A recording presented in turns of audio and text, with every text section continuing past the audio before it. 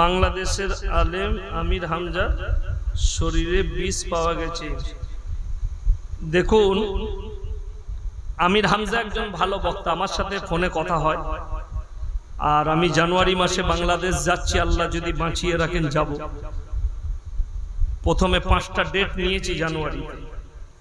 আমার ভাই জেলের কুঠরিতে আমাদের দেশের অনেক মুসলমান কিংবা বাংলাদেশের অনেক ভাই, এরা বলছে হাসিনা দেশ ছাড়া হয়েছে। তিনি একজন ভালো নেত্রী ছিলেন। বর্তমানে পৃথিবীতে যতগুলো শাসক আছে, এর মতো অত্যাচারী শাসক বর্তমানে কেউ নেই। এতগুলো আলেমকে আয়না ঘরে ভরে রেখে এই আমির হামজার শরীরে নয়, বহু আলেমের শরীরে বিষ প্রয়োগ করেছে। এমনকি আল্লামা দেলোয়ার হোসেন সাঈদীকে বিষ প্রয়োগ করেই মার্ডার করেছে। এ বড় কষ্টের বিষয়। শরীরে তো বিষ পাওয়া যাবে, কেন? খাবারের মধ্যে পয়জন দেওয়া হয়েছে, পয়জন যুক্ত খাবার, যে মানুষ যেন বুঝতে না পারে, আস্তে আস্তে আস্তে আস্তে পয়জনে যেন মারা। এইভাবে প্ল্যানিং। আয়না ঘরে যে কি অত্যাচার করেছে, কত মানুষ, কত মেয়ে তার স্বামীকে হারিয়েছে, ছেলেকে হারিয়েছে, সন্তানকে হারিয়েছে, কত বাচ্চা তার বাবাকে হারিয়েছে। কেন? তারা সবাই মারা গেছে আয়না ঘরে।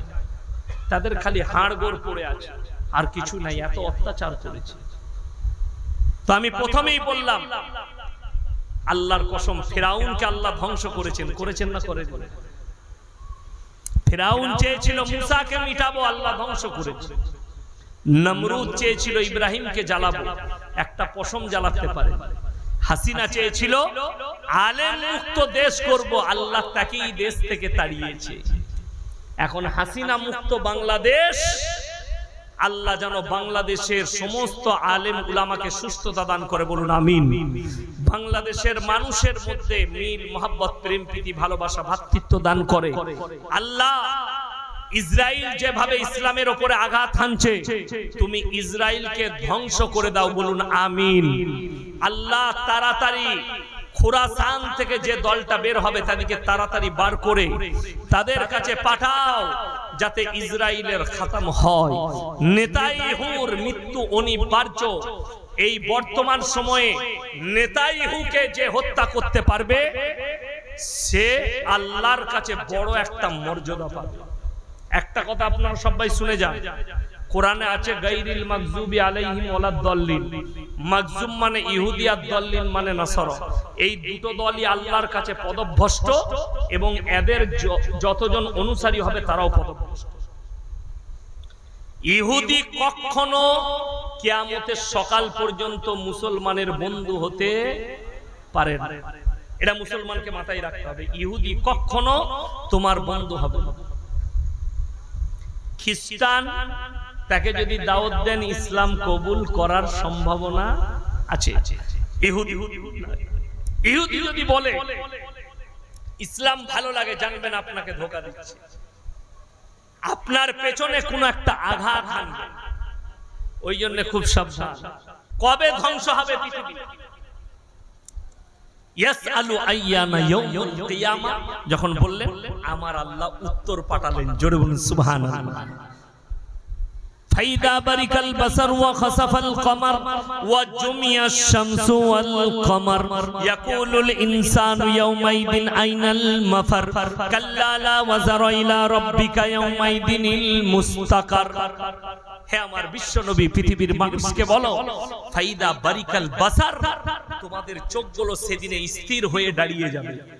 দেখবেন, যদি আপনি পাঁচলাই মাছের মার্কেট আছে না আছে, আপনি যদি যান, যদি 20 কেজি ওজনের কাতলা আছে, আপনার কি মনে মনে, ও আল্লাহ, এত বড়, চোখগুলো বেরোবে না? বেরোবে না।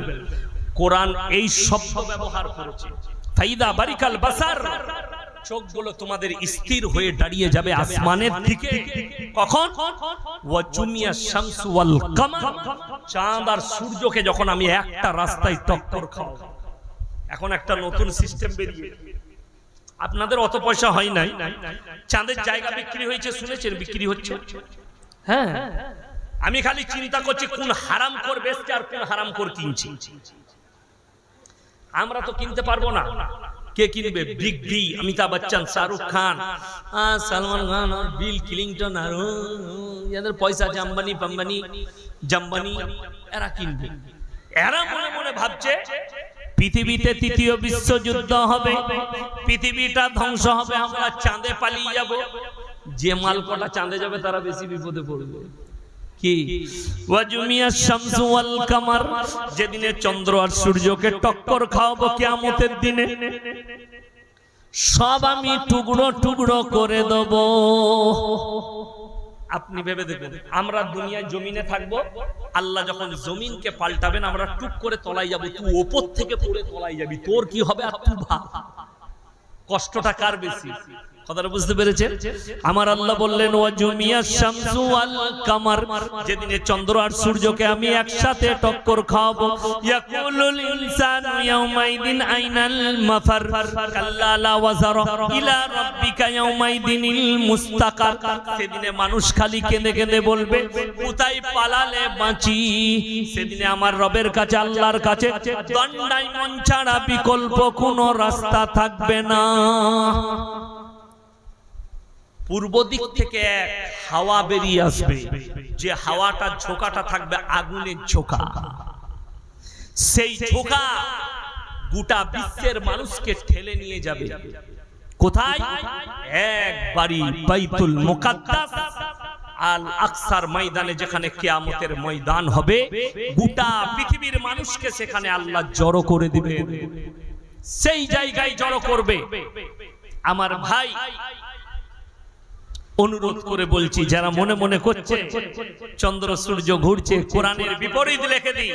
আল্লাহর কসম, আল্লাহ কোরআনে লিখলেন আমি এই জমিনটাকে, পাহাড়গুলো খুঁটো গেড়ে দিয়েছি, জমিন তুমি নড়াচড়া করবে না। হাদিসে আছে আল্লাহ যখন জমিনকে তৈরি করলেন, জমিনটা পানির উপরে ভেসে বেড়াচ্ছিল। কেন? 3 ভাগ পানি, 1 ভাগ জমিন। আল্লাহ তাআলা কি করলেন? আলাম নাজালিল আরদা আলাম নাজালিল আরদা মিহাদা ওয়াল জিবালা আওতাদা, আমি পাহাড়গুলোকে খুঁটো গেড়েছি, জমিন তুমি নড়াচড়া করো না। ওয়া খালাকনাকুম আজওয়াজা, আর আমি জোড়া জোড়া সৃষ্টি করেছি, নর এবং নারী, স্ত্রী আর পুরুষ, ভালো আর মন্দ, কালো আর সাদা, উঁচু আর নিচু, আসমান আর জমিন, সব আমি জোড়া জোড়া সৃষ্টি করেছি। আমি আল্লাহ খালি বিজোড়। জোরে বলুন সুবহানাল্লাহ। আল্লাহ খালি বিজোড়। আমাদের দেশের দেখবেন কিছু বক্তা আছে, কি বুঝলেন, সেই বক্তাদের নাম দেয় পোস্টারে কি চতুর্বেদী, পঞ্চম বেদী না অষ্টম বেদী বক্তা হয়, কি বুঝলেন। কি বলছে? আমার ভাইরা মায়েরা বোনেরা, ভগবান গড ঈশ্বর আল্লাহ সব কোথায় পেলিবে? উনি যেও জানে না কোথায় পেয়েছে, আন্দাজে বলে দিয়েছে।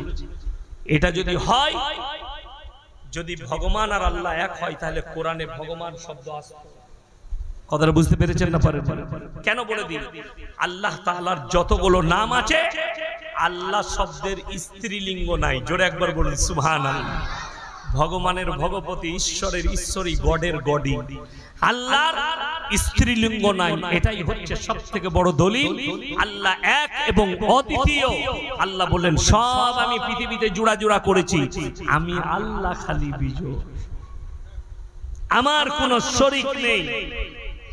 ওই জন্য আমার ভাই সবাইকে গুলিয়ে ফেলবেন না। এরা কেন বলছে দেখবেন, এখন একটা কথা বেরিয়েছে, এই দেখবেন হিন্দু ভাইদের অনেক বড় বড় উৎসব আসছে, আসছে না আসে না, দেওয়ালি আসবে, দুর্গা উৎসব আসবে, লক্ষ্মী উৎসব আসবে, অনেক।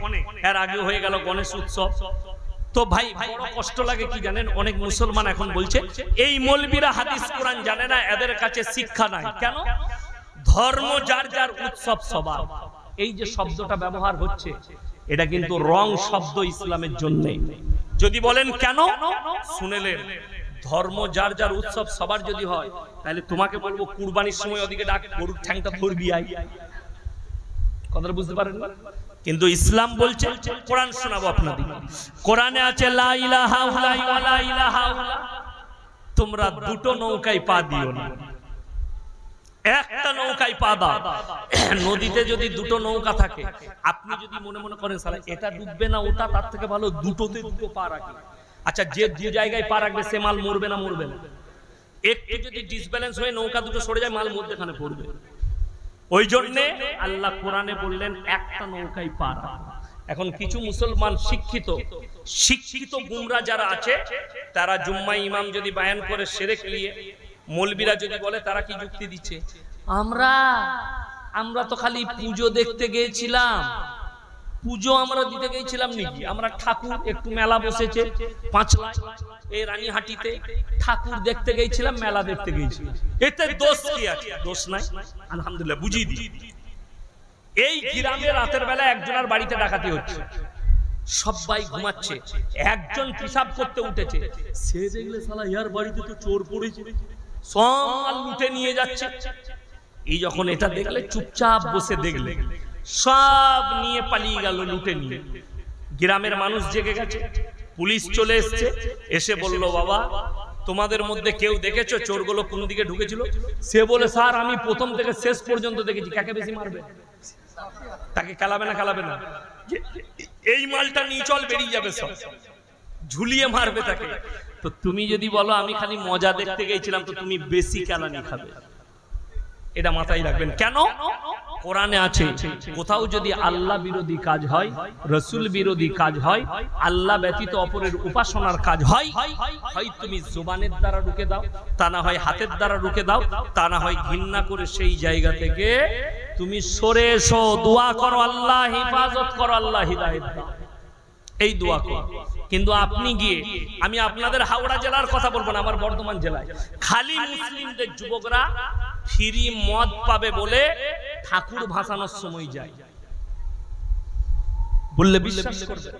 এটা দুঃখ লাগে, বেদনা লাগে। বর্তমান টাউনের কথা বলছি, যে ঠাকুর ভাসাতে গেলে ফ্রি মদ পাওয়া যায়, ই দেখছে, তাহলে গিয়ে একবার যাই ওদের মধ্যখানে, একবার ডান্স করে দিলে, দে এক বোতল দে আর এক বোতল দে, ও তো ফ্রি মদ পাচ্ছে। এরা নিজেদের রাস্তা জাহান্নামের দিকে করে নিচ্ছে। যাদের মনে হচ্ছে ইয়াসিন সাহেব হয়তো কি করছেন, ডিবেট তৈরি করছেন হিন্দু মুসলিমের, না। এরপর শোনো, সম্প্রীতি কাকে বলে আমাদের মৌলবীদের কাছে শোনো। আল্লাহর রাসূলের হাদিস, তোমার বাড়ির পাশে কে বসবাস করছে দেখো না, সে দলিত হোক, হিন্দু হোক, আদিবাসী হোক, খ্রিস্টান হোক, ক্ষুধার্ত হলে খাবার দাও, বস্ত্রহীন হলে বস্ত্র দাও, বিপদে পড়লে পাশে দাঁড়াও। তাদের কারুর দেবদেবীকে গালি দিও না, কারুর ধর্মকে গালি দিও না। একবারও আমি কারুর ঠাকুরকে গালি দিলাম, কারুর ধর্মকে গালি দিলাম? দিনী আর ইসলামী শরীয়তে দেওয়া যাবে। আল্লাহ রাসূল বললেন, তোমরা মুমিন ততক্ষণ হতে পারবে না যতক্ষণ পর্যন্ত তোমার কাছ থেকে তোমার প্রতিবেশী সুরক্ষিত নয়। ওই জন্যই তো ইমামদিকে ঈদের, বকরা ঈদের সময় থানাতে ডাকা হয়, হয় না? কেন? থানায় এসপি সাহেব, সিআই সাহেব, ইনারা বুঝান যে ভাই আপনারা বার্তা দিবেন, জানো আপনারা কুরবানি করবেন, আপনারা যে পশুটা জবাহ করবেন লুকিয়ে করবেন, কোনো ভাই কষ্ট না পায়। ইমামরা জুম্মায় বার্তা দেয়, আমরা বার্তা দিই যে তোমরা যখন পশু জবাহ করবে তোমরা লুকিয়ে করবে, মাংস পাঠালে লুকিয়ে পাঠাবে। কেন বলি? সম্প্রীতি নষ্ট যাতে না হয়, এইটার জন্য বলি। আমার ভাই, আপনার ইসলাম বুঝে আসেনি, তার মানে এটা নয়। আপনি যদি মনে করেন, তাহলে আপনি আমার এলাকায় এসে জিজ্ঞেস করুন, আমি বলবো না। আমার গ্রামে 35 ঘর দাস আছে, 15 থেকে 20 ঘর বাগদি বাস করে, তাদেরকে এসে জিজ্ঞেস করবেন লকডাউনে সর্বপ্রথম খাবার কার বাড়িতে পৌঁছেছিল? একটা মুসলিমের বাড়িতে না তোমাদের বাড়িতে? আমার ম্যানেজারকে বলেছি সর্বপ্রথম এদের লিস্ট বানাও, এদের বাড়িতে আগে পৌঁছাও, এরা লোকের ঘরে কাজ করে খায়, এরা গরিব। ধর্ম বিচার করিনি, জাতি দেখিনি, এটাই হচ্ছে রাসূলের আখলাক। তা বলে এটা নয় তাদের বিশ্বকর্মা হবে আর আমাকে দাওয়াত দিবে আর আমি চলে যাব, তাদের ঘরে ঠাকুর আসবে আর আমাকে দাওয়াত দিবে, সেখানে খেতে যাব। পূজোর প্রসাদ, অনেকজন প্রশ্ন করে পূজোর প্রসাদ খাওয়া হারাম। যদি বলেন কেন, দলিল দিচ্ছি। একজন মেদিনীপুরের ঘাটালের কাছে একজন দাসপুরের বক্তা ছিলেন, নবমুসলিম বক্তা, হিন্দু থেকে মুসলিম হয়েছিলেন, তার নাম হচ্ছে আব্দুর রাজ্জাক রাদ মেদিনীপুরি। তিনি ইন্তেকাল করেছেন, আল্লাহ জান্নাতি করুক, বলুন আমিন। তো আমি তখন তালবিলিম আমার আব্বাজির সাথে এক জায়গায় জলসায় গেছি, উনি বায়ান করছেন। উনি কি বায়ান করলেন শুনেলেন? যে মুসলমান দিকে পূজোর প্রসাদ খেতে নাই, তার কারণ হচ্ছে সেখানে গোবর আর মুতের ছিটে দেওয়া হয়। আমার আব্বাজি তাকে বললেন, ভাই আপনি বসবেন, চলে যান। বলে কেন হুজুর? বলে বস। আপনি যে বললেন যে মুতের ছিটা আর গোবরের ছিটে দেওয়ার কারণে মুসলিমদের খেতে নেই, আমি যদি ওপরের মাল কটা ফেলে দিয়ে তলার গুলো খাই। তিনি ফেরে পড়লেন, বললেন ভাই আমি তো এটা বলতে পারছি না। আমার আব্বাজি উত্তর দিলেন বয়ান শুরু করার আগে, কোরআনে আছে ইন্নামা হাররামা আলাইকুমুল মাইতাতা ওয়াদ-দামা ওয়া লাহমাল খিনজির ওয়া মা উহিল্লা বিহি লিগাইরিল্লাহ। প্রবাহিত রক্ত, মরা জন্তুর মাংস, শুয়োরের মাংস, আল্লাহ ব্যতীত অপরের নামে উৎসর্গিত জিনিস তোমাদের জন্য হারাম করা হয়েছে। এই পূজা উপলক্ষে অনেক বন্ধু বান্ধব দাওয়াত দিবে, দিবে না দিবে না? পূজা উপলক্ষে যে খানা হয় মুসলমানদের খাওয়া যাবে না। যদি কোনো হিন্দু ভাই আপনাকে বাড়িতে দাওয়াত দেয়, তার ব্যবসার উৎস যদি হালাল হয়, আপনি তার বাড়িতে হালাল জিনিসটা খেতে পাবেন। কিন্তু যদি বলে আমার বাড়িতে পুজোর অনুষ্ঠান আছে সেই উপলক্ষে খানা, মুসলমানের জন্য সেই খানা খাওয়া জায়েজ না। যদি আপনি মুমিন হন, অনেকজন মনে মনে করবেন আমার বন্ধুর সঙ্গে আমি ব্যবসা করি, সে হয়তো রাগ করবে, রাগ নয়।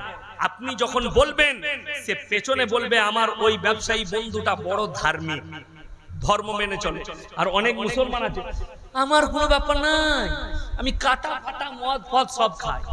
তুই খেয়ে চলে আসবি, পেছনে বলবে এই হারামির বাচ্চা ধর্ম মানে না, এই ভাষাটাই বলবে। বিশ্বাস কর। আপনার কি মনে হয়? আমাকে বর্ধমানে পাঞ্জাবি দাওয়াত দিয়েছিল, তো আমি তার বাড়িতে গেছি। সে পার্সের দোকান আছে, আমাকে দাওয়াত দিয়েছে, ভালোবাসে, তো আমি তার বাড়িতে খেতে গেছি। পদ্ম পাতায় ভাত দিয়েছে। কিসে বললাম?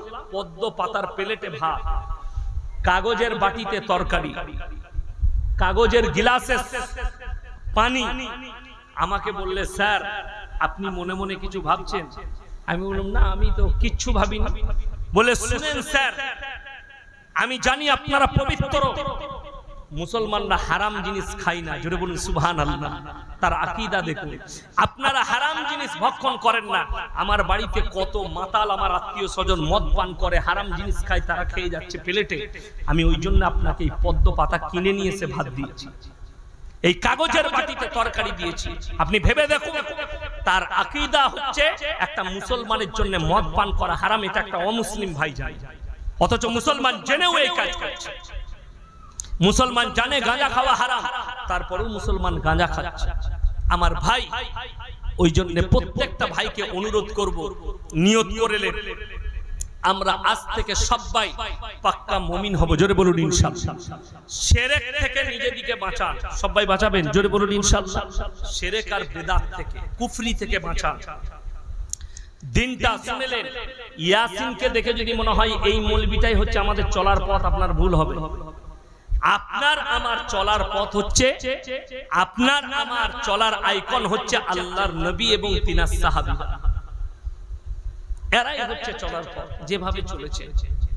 আপনি দাওয়াত দেন, আপনি যদি মনে করেন আমি বাইরে দাওয়াত দিতে যেতে পারবো না, আমার কাছে পয়সা নেই, আপনি মসজিদে নামাজ পড়ে আপনার পাড়ার যে ছেলেটা বসে আড্ডা মারছে তাকে গিয়ে বলুন ভাই চল না মসজিদে নামাজ পড়বি, চল না নামাজ পড়বি। আমাদের দেশে শুনেলেন, যারা নতুন নতুন নামাজি আছেন, যারা নামাজ পড়ছেন, যারা নতুন নতুন দাড়ি রেখেছেন, আপনার মনে মনে হবে পাড়ার ছেলেরা, পাড়ার লোকরা, চায়ের দোকানে অনেক ছেলে আমাকে টিটকিলি মারছে দাড়ি রেখেছি বলে, আমি নামাজ পড়ছি বলে অনেকজন মজাক করছে।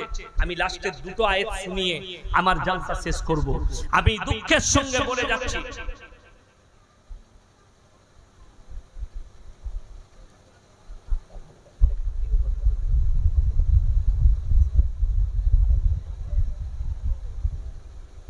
আমার ভাই, আমি আপনাদেরকে অনুরোধ করে যাচ্ছি, দুটো আয়াত শোনাবো আপনাদেরকে তাফসীর। যারা মনে মনে ভাবছেন আমাদের সমাজে দেখবেন অনেক ভালো লোক আছে, তারা কারো অন্যায় করে না, তারা কারো ক্ষতি করে না, গীবত চুগলি করে না, কাউকে নামাজ কিন্তু তারা পড়ে না, কিন্তু তারা ভালো লোক। এরকম লোক আছে না? না। তারা কিন্তু চায়ের দোকানে বলে আমরা নামাজ পড়ি না, কিন্তু আমাদের মতো ভালো লোক নেই। সত্যিকারই তারা ভালো লোক, কিন্তু তারা নামাজ পড়ে না। শুনেলেন, কোরআনটা তাদের জন্য। কিয়ামতের দিনে জান্নাতীরা যখন জান্নাতে প্রবেশ করবে, আর জাহান্নামীরা জাহান্নামে প্রবেশ করবে, জান্নাতীরা জাহান্নামী দিওকে প্রশ্ন ছুড়ে দিবে, ফি জান্নাতি ইয়াতাসাআলুনা আনিল মুজরিমিনা মা সালাকাকুম ফি সাকার, তোমরা কেন জাহান্নামে যাচ্ছ? তোমরা তো বলতে আমরা ভালো লোক, নামাজ পড়তাম না কি হয়েছে, রোজা রাখতাম না কি হয়েছে, কিন্তু আমরা ভালো লোক। তারা এক নম্বর উত্তর দেবে, ক্বালু নামনাকু মিনাল মুসাল্লিন, আমরা নামাজি মুসল্লিদের মধ্যে ছিলাম না, ওয়ালাম নাকু নুতিমুল মিসকিন, আর আমরা মিসকিনকে খানা খাওয়াইতাম না, তাই আল্লাহ আমাদিকে জাহান্নামে পাঠিয়েছে। ওয়া কুন্না নাখুদু মাল খাইদিন, আর দাড়ি টুপি নামাজি মুসল্লিকে দেখে হাসি ঠাট্টা বিদ্রুপ করত, তাদের সঙ্গে সাই দিতাম, তাই আল্লাহ আমাদিকে জাহান্নামে পাঠিয়েছেন। ওয়া কুন্না নুকাজ্জিবু বিয়াউমিদ্দিন, আর আমরা বিচারের দিবসকে মিথ্যা বলে মনে করিতাম, তাই আল্লাহ আমাদিকে জাহান্নামে পাঠিয়েছেন।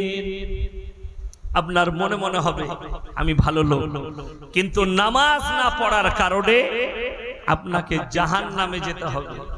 এটা কোরআন শোনালাম। এতিম আর মিসকিনকে ধাক্কা দেওয়ার কারণে কিয়ামতের দিনে আপনি আটকিয়ে যাবেন। আমার ভাই আরো একটু আগে চলুন। وجعلنا الليل لباسا وجعلنا نومكم سباتا وجعلنا الليل لباسا ألم نجعل الأرض مهادا والجبال أوتادا وخلقناكم أزواجا وجعلنا نومكم سباتا, আর নিদ্রাকে করেছি আমি তোমাদের জন্য আরামের উপকরণ। পৃথিবীর যতগুলো ঘুমের ট্যাবলেট দেয় ডাক্তার আছে, তাকে জিজ্ঞেস করুন এটা ঘুমের ট্যাবলেট না ঘোরের ট্যাবলেট। নিদ্রা হচ্ছে আমার আল্লাহর দেওয়া নিয়ামত, আমি যার নিদ্রা কেড়ে নেব। পৃথিবীর সব ডাক্তার এক কাছে হয়েও নিদ্রা দান করতে পারবে না। ওয়াজআলনা নাওমাকুম সুবাতা, নিদ্রাকে করেছি তোমাদের আরামের উপকরণ।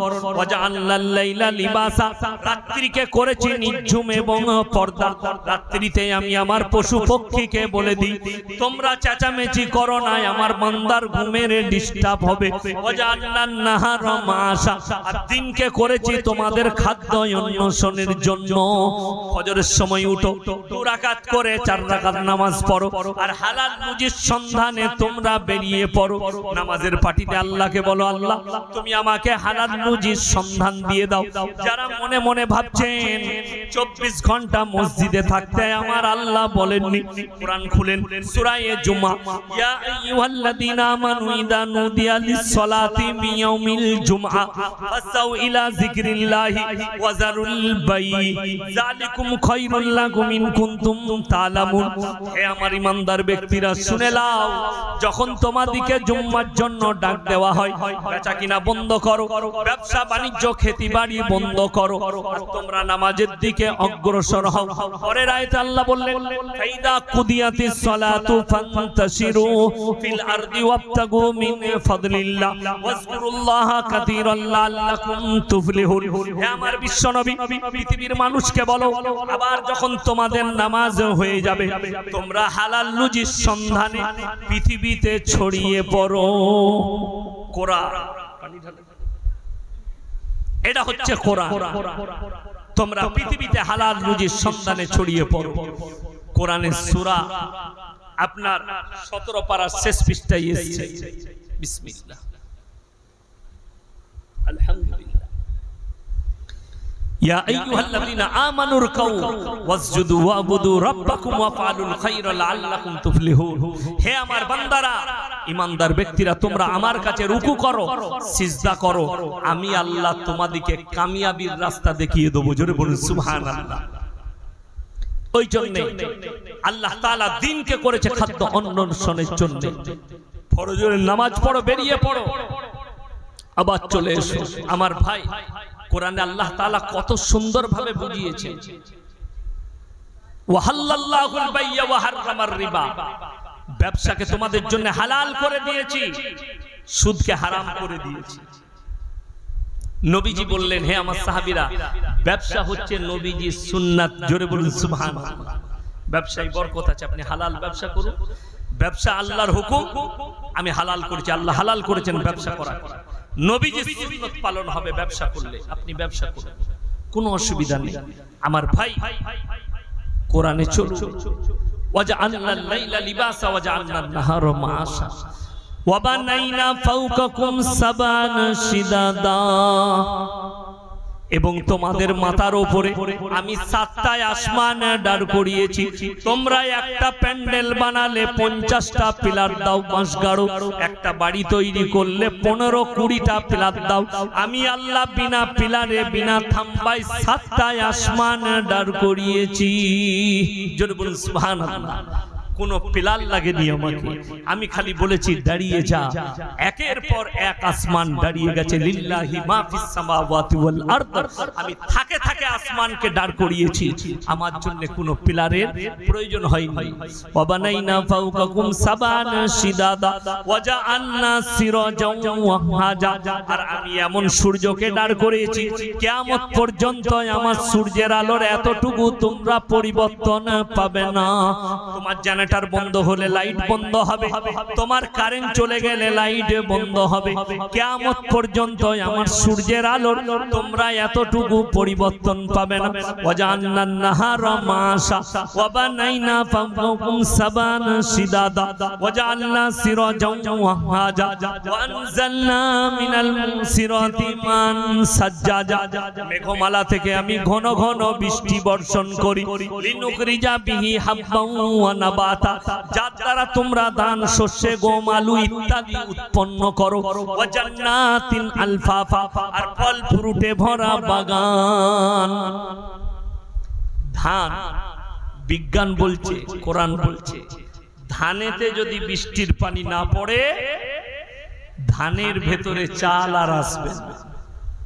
এই দেখবেন শিশির পড়তে লাগে এখন। কি পড়ে? শিশির। এই যে ধানটা আছে, ধানের মুখটা খোলা থাকে, শিশিরের পানি যখন ধানের উপরে পড়ে, যখন ভেতরটা ভর্তি হয়ে যায়, বুঝে যায় আল্লাহর কুদরতে, ওটাই হয় চাল। জোরে বলুন সুবহান। বিজ্ঞান বলছে, সায়েন্স বলছে। আপনি ভেবে দেখেছেন চাল আপনার কাছে পৌঁছে যাচ্ছে, কত সুন্দর আল্লাহ দিয়েছে। আপনি অনুভব করতে পারেন যে খাবারটা, আপনি ভাতটা খাচ্ছেন, কোথা থেকে দিয়েছে? যে রুটিটা খাচ্ছেন, কোথা থেকে এলো, কিভাবে দিয়েছে? আল্লাহ যদি ইচ্ছা করেন পৃথিবীর সমস্ত বীজ মানুষ কাদায় ফেলে না, কোথায়? মানুষ কাদাতে বীজ ফেলে, ধানের বীজ কাদার মধ্যে ফেলে। আল্লাহ ইচ্ছা করলে গলিয়ে দিতে পারতেন। আল্লাহর কসম, আল্লাহ হুকুম দিয়েছে জমিনকে, আমার বান্দা যখন ফেলেছে তুমি ফেরত দাও। জোরে বলুন সুবহানাল্লাহ। ওই জন্য আমার ভাই, প্রত্যেকটা ভাইকে অনুরোধ করছি, নামাজ কেউ ছাড়বেন না। আল্লাহর নিয়ামতগুলোকে অনুভব করুন।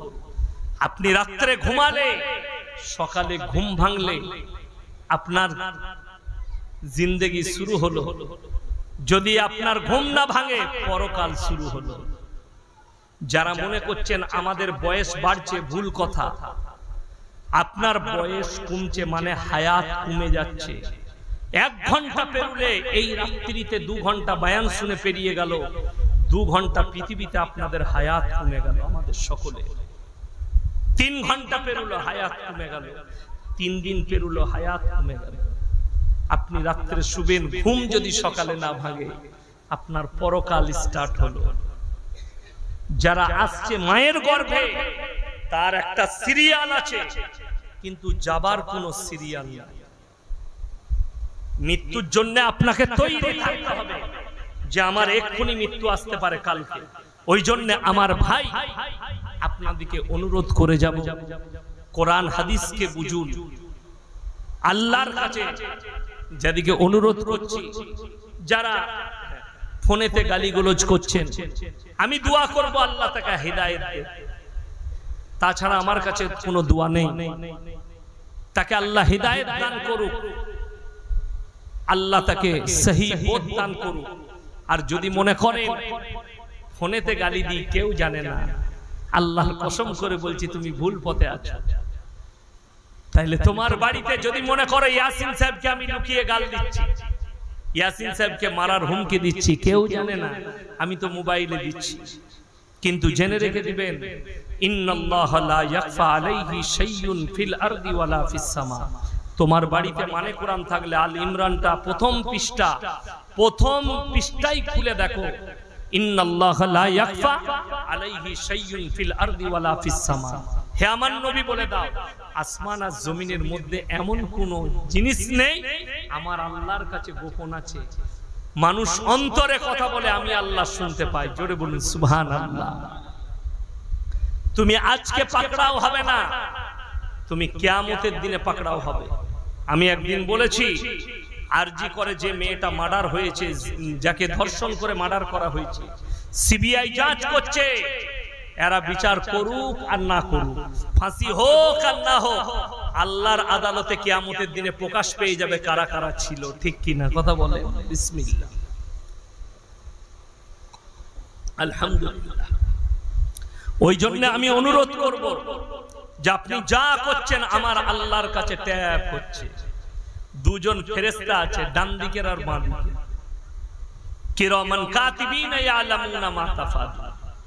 দুজন ফেরেশতা, কাতিব মানে হচ্ছে যারা টাইপ করে করে লেখে, তাদেরকে কাতিব বলা হয়। তারা টাইপ করছে। কিয়ামতের দিনে তুমি কি মনে করছো আমি আমার গুনাহকে লুকিয়ে নেব? হে পৃথিবীর মানুষ, হে ইমানদার ব্যক্তিরা যারা মনে করছেন আমি পাপের সাগরে ডুবে থাকবো, কিয়ামতের ময়দানে আমি আমার গুনাহকে লুকিয়ে নেব, আল্লাহর কসম পারবে না। কেন পারবে না? শুনেলেন, আল্লাহ সূরা ইয়াসিনে বললেন, আল ইয়াউমা নাখতিমু আলা আফওয়াহিহিম ওয়া তুকাল্লিমুনা আইদিহিম ওয়া তাশহাদু আরজুলুহুম বিমা কানু ইয়াকসিবুন। হে আমার বিশ্ব নবী বলে দাও, আমি কিয়ামতের দিনে তাদের জবানগুলো সিলাই করে দেব। হাত কথা বলবে, চোখ কথা বলবে, কান কথা বলবে, ঠোঁট কথা বলবে। আমি এদেরকে কথা বলার যোগ্যতা দান করব। অপর জায়গায় আল্লাহ বললেন, ইকরা কিতাবাক কাফা বিনাফসিকা লিয়াউমা আলাইকা হাসিবা মান ইহতাদা ফাইন্নামা ইয়াহতাদি লিনাফসি ওয়া মান দাল্লা ফাইন্নামা ইয়াদিল্লু আলাইহা ওয়া লা তাজিরু ওয়াজিরাতুন বিজরা উখরা ওয়া মা কুননা মুআযযিবিনা হাত্তা নাবআসা রাসূলা। হে আমার বিশ্ব নবী, প্রত্যেকটা মানুষের হাতে তাদের আমলনামা ধরিয়ে দেওয়া হবে, নারী এবং পুরুষের হাতে তাদের আমলনামা দেওয়া হবে। আল্লাহ বলবেন, তোমরা নিজের মুখে নিজে পড়ে শোনাও, তোমার পাপ তোমার পুণ্য তুমি যা করেছো পড়ে শোনাও। ফামাই ইয়ামাল মিসকালা দাররাতিন খায়রান ইয়ারা ওয়া মান ইয়ামাল মিসকালা দাররাতিন শাররান ইয়ারা। তুমি যদি এক যারা পরিমাণ ভালো কাজ করো, সরষের দানা পরিমাণ, সেটাও প্রকাশ পাবে, তোমাকে দেখানো হবে। কেউ যদি সরষের দানা পরিমাণ অন্যায় কাজ করে থাকে, সেটাও আমার আল্লাহ দেখাবেন। আর দেখাবেন কিসের দ্বারা? তোমার মুখের দ্বারা প্রকাশ পাবে। ইকরা কিতাবা, সকলের আমলনামা তাদের হাতে দেওয়া হবে। সে মৌলবি, মোল্লা, পীর, ফকির, আমি আপনি, সে তিনি, আল্লাহ সকলকে দাঁড় করাবেন, সকলের হাতে দেওয়া হবে আর সকলকেই প্রকাশ করতে হবে। তাই আমার ভাই, আল্লাহ আমাদের সকলকে পাপ কাজ থেকে হেফাজত করুক, বলুন আমিন।